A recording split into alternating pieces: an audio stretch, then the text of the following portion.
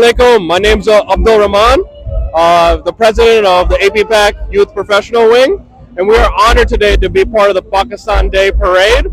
Today, history was made when my good friend Sherjan Ahmad came along with one of the original basic players for Janoon, Brian, and rocked the house. And it's all about helping and putting up our youth. Pakistani future is dependent on our young. They're the ones that have to carry the torch forward and bring the Pakistani culture, heritage, economy, and country to prosperity. Thank you, and I want to have Sherjan say a few words.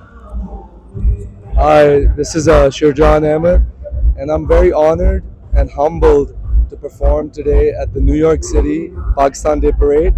It was wonderful to see people from different demographics, different ages, singing to these beloved national songs, Dil Dil Pakistan, Jazba, Janoon, and more. And I'm just honored to be a little part of this celebration.